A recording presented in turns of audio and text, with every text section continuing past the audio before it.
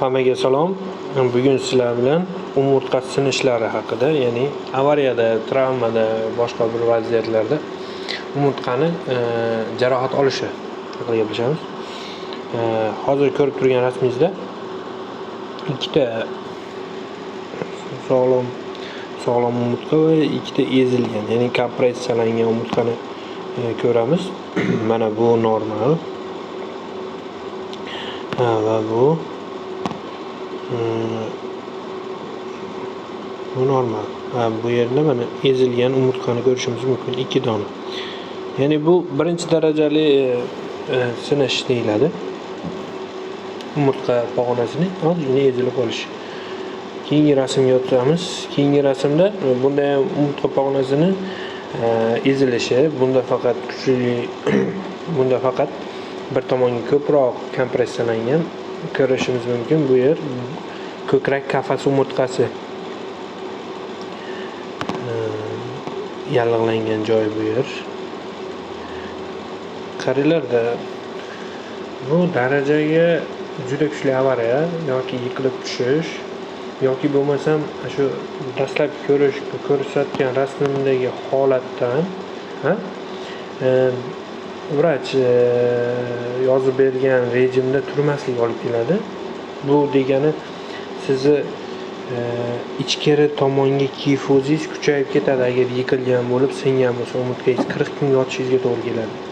Hattoki bu holatda shu ikki holatda, birinchisi qattiq zarba va ikkinchisi birinchi kompressiyani, bu ham birinchi darajali, faqat dastlab yengilroq kompressiyani vaqtida rejimini qilmaslikka olib keladi. Bu MRT holatidagi ko'rinishi birinchi darajali umurtqa sinishini. Men bu siniqni o'zimning kanalimga qo'yganman, ko'rishlaring mumkin o'tib. Bu umurtqa pog'onasini MRT kartinasidagi sagital T1 rejim. Hozir bu yerda men belgilayman, mana. Ikkita kompression siniq bor. Buni ko'rishingiz mumkin. Bu yerda hozir keyingi rasm, xuddi shu rasmni sagital T2siga o'taman. Mana bunda yaxshiroq ko'ringan. Ko'rishingiz mumkin. Qarang, o'rtadan ham chiziq ketgan, ham yallig'lanish bor. Bittada o'zi MRT ko'rganingizda bittada angla olasiz. Lekin agar sizga oldingizga avariya bo'lib, travma bo'lib kelgan bo'lsa, siz rentgen tavsiya qilganingiz qulayroq. Chunki rentgen ham tez bo'ladi, ham bemalol siniqni ko'rsata oladi. Ikkinchi ko'rinishimiz. Mana bu endi ikkinchi darajali sinish. Qaranglar, umurtqa tanasi qanchalik darajada kichrayib ketgan. Bu normal. Bu patologik o'choq. Patologik belgi. Rentgen. Mana qarang, rentgenda ham normallik zo'r ko'rinadi. Faqat biz to'g'ri yo'naltirishimiz kerak kasalni.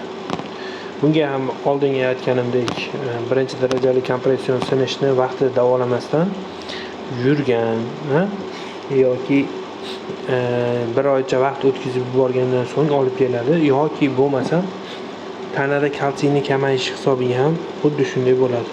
Bu dastlab bunday bo'lgan. Yo'q, bunday emas. Mana hozir chiroyliroq qilamiz.